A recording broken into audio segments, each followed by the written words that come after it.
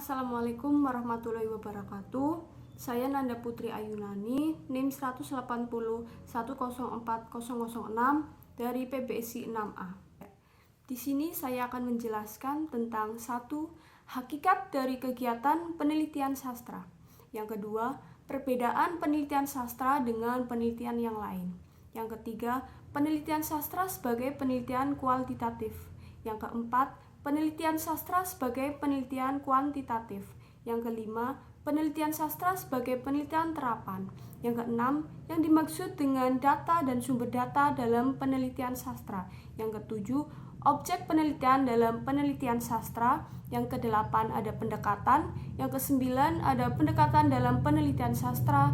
Yang kesepuluh, ada konsep dan langkah kerja. Yang kesebelas, teknik pengumpulan data dalam penelitian sastra. Yang pertama, saya akan menjelaskan tentang hakikat kegiatan penelitian sastra. Kegiatan penelitian sastra adalah usaha pencarian pengetahuan, pemberi maknaan dengan kehati-hatian dan krisis secara terus-menerus terhadap masalah sastra. Penelitian sastra melakukan telaah tidak saja mengenai sastra kontemporer, tetapi lebih jauh menjangkau bentuk-bentuk sastra lama yang belum pernah dibahas dan dibukukan.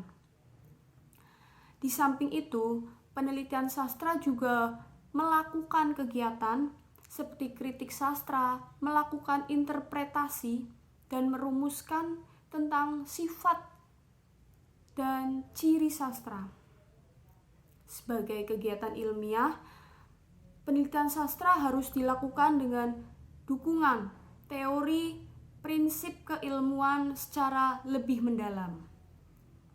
Yang kedua, ada perbedaan penelitian sastra dengan penelitian lainnya, yaitu di sini terletak pada objek penelitian, sumber data penelitian, metode penelitian, dan karakteristiknya. Objek penelitian dalam penelitian sastra menggunakan karya sastra sebagai objek kajiannya. Sedangkan penelitian lainnya menggunakan objek yang berbeda dan menyesuaikan dengan bidang yang sedang diteliti. Sumber data penelitian sastra yaitu dapat diambil dari penulis karya sastra itu sendiri dan media publikasinya. Sedangkan penelitian yang lain, sumber datanya dapat diambil dari masyarakat yang menjadi sampel penelitian tersebut. Metode penelitian sastra yaitu dengan menggunakan metode deskriptif. Yang selanjutnya saya akan menjelaskan yang poin ketiga, yaitu penelitian sastra sebagai penelitian kualitatif. Jika dalam kegiatan penelitiannya lebih menitik beratkan pada segi alamiah dan mendasarkan pada karakter yang terdapat dalam data penelitian karya sastra itu sendiri, penelitian sastra sebagai penelitian kualitatif jika penelitian sastra yang dilakukan itu lebih mengutamakan ke dalam penghayatan terhadap interaksi antara konsep yang sedang dikaji secara empiris. Dapat dikatakan bahwa penelitian kualitatif adalah penelitian yang di dalamnya tidak membuat perhitungan atau angka-angka. Yang keempat, penelitian sastra sebagai penelitian kuantitatif. Jika penelitian sastra yang dilakukan itu melibatkan pengukuran dengan tingkatan tertentu, skema tematik didasarkan pada informasi numerik atau kuantitas perhitungan, persentase, rata-rata, atau perhitungan statistika, dan biasanya diasosiasikan dengan analisis statistika untuk menggambarkan pendekatan-pendekatan yang dikembangkan dalam ilmu pengetahuan alam dan kini digunakan secara luas dalam penelitian ilmu sosial, seperti analisis isi, penelitian survei, ada beberapa jenis penelitian arsip, dan sebagainya, masih banyak. Jadi penelitian sastra sebagai penelitian kuantitatif jika melibatkan diri pada perhitungan atau angka atau jumlah. Misalnya ada tabel, diagram, dan grafik. Contoh penelitian sastra menggunakan metode kuantitatif. Selanjutnya yang poin kelima, di sini saya akan menjelaskan tentang penelitian sastra sebagai penelitian terapan, yaitu penelitian yang bertujuan untuk memperoleh kegunaan praktis dalam kehidupan. Bisa juga digunakan untuk mengambil keputusan atau tindakan tertentu dalam waktu secepatnya. Hal-hal pokok yang dilibatkan dalam penelitian terapan adalah penggunaan teori atau konsep yang dimiliki oleh objek formal dalam proses penelitian.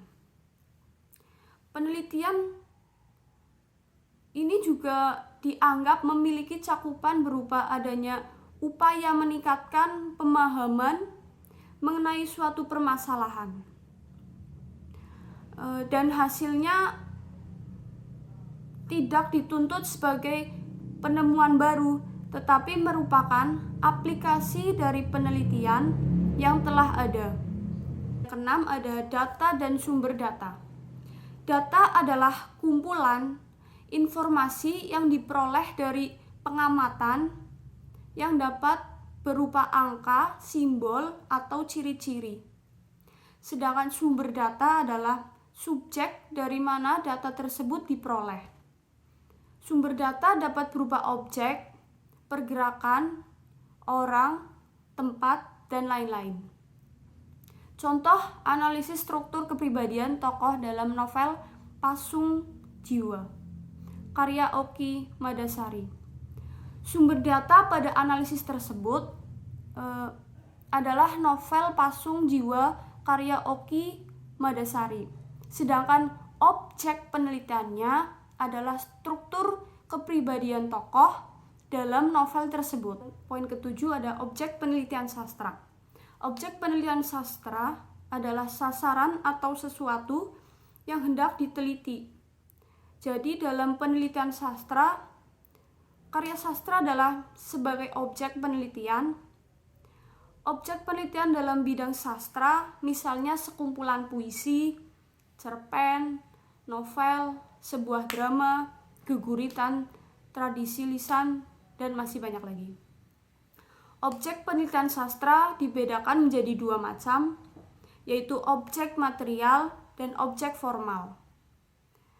Objek material penelitian sastra adalah semua bentuk kegiatan penelitian sastra, sedangkan objek formalnya yaitu ditentukan oleh sudut pandang yang dilakukan oleh masing-masing penelitian dalam penelitian sastra. Yang poin ke-8 adalah pendekatan.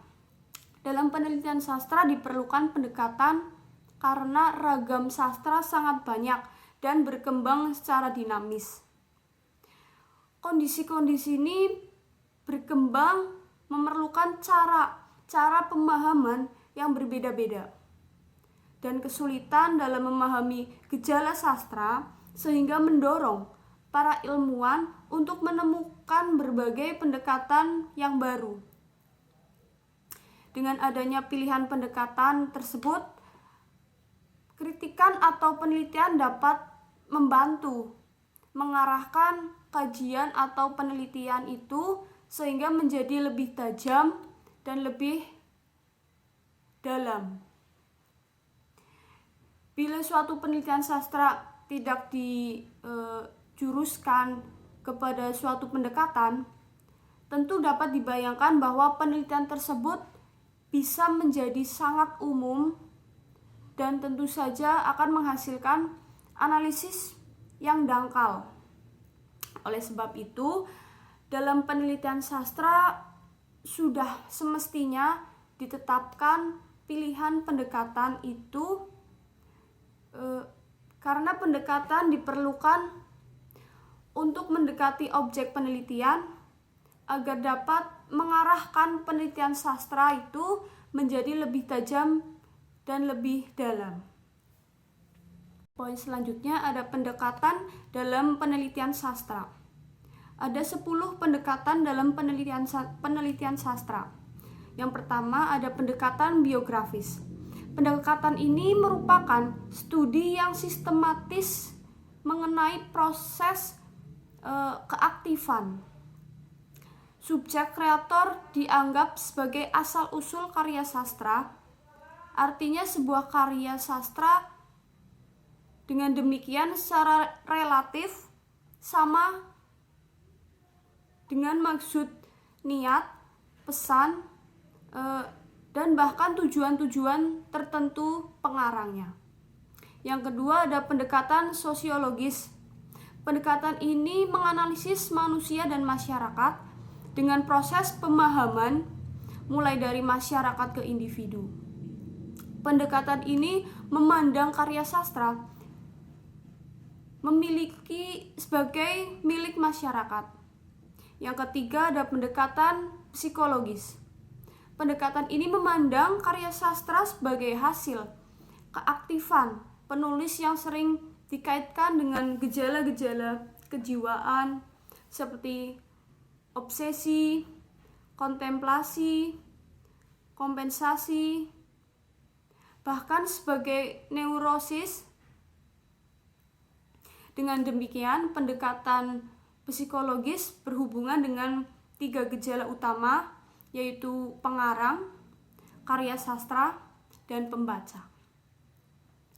Yang keempat ada pendekatan antropologis.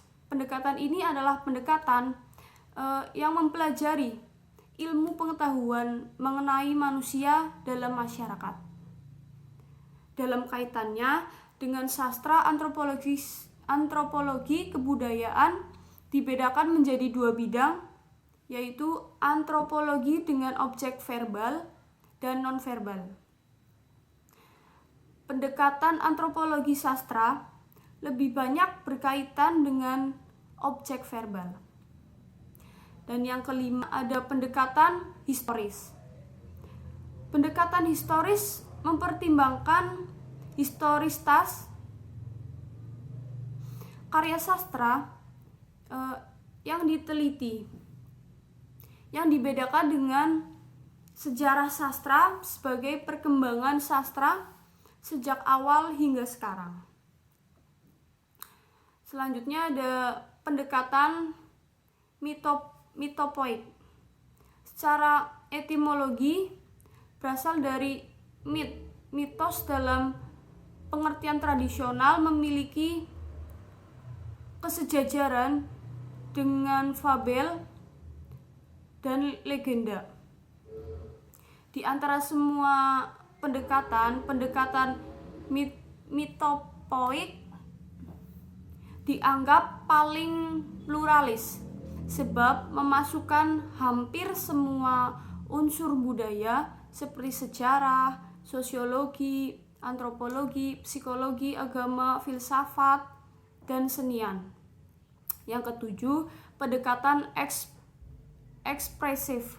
Pendekatan ini tidak semata-mata memberikan perhatian terhadap bagaimana karya sastra itu diciptakan sebagai studi proses kreatif dalam studi biologis, tetapi bentuk-bentuk apa yang terjadi dalam karya sastra yang dihasilkan. Dan yang kedelapan ada pendekatan mimesis. Pendekatan ini merupakan pendekatan estetis yang paling primitif. Pendekatan mimesis bertumpu pada karya sastra itu sendiri. Yang kesembilan ada pendekatan pragmatis. Pendekatan ini memberikan perhatian utama terhadap peranan pembaca. Pendekatan ini mempertimbangkan implikasi pembaca melalui berbagai kompetensinya.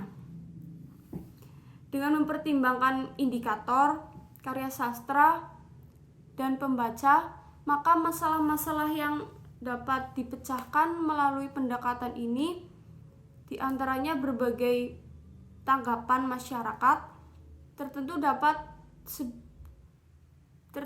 terhadap sebuah karya sastra. Dan yang ke-10 ada pendekatan objektif. Pendekatan ini memutuskan perhatian hanya semata-mata pada unsur-unsur. Yang poin ke-10 ada konsep dan langkah kerja. Konsep pendekatan psikologis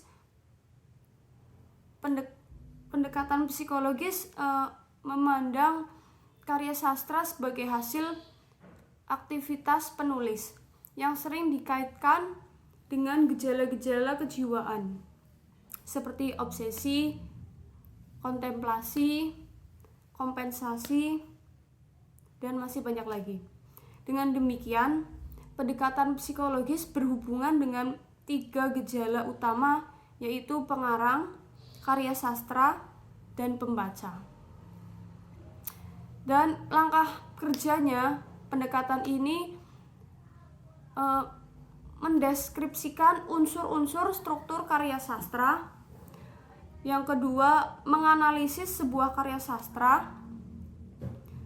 Yang ketiga, memahami unsur, kejiwaan pengarang, dan tokoh dalam karya sastra yang diteliti. Yang keempat, menentukan teori tentang psikologi sastra sesuai karya sastra yang diteliti. Yang kelima, menarik kesimpulan mengenai keadaan psikologi si pengarang dan tokoh-tokoh dalam karya sastra. Dan poin yang terakhir yaitu teknik pengumpulan data adalah cara yang digunakan peneliti dalam mendapatkan data di lapangan.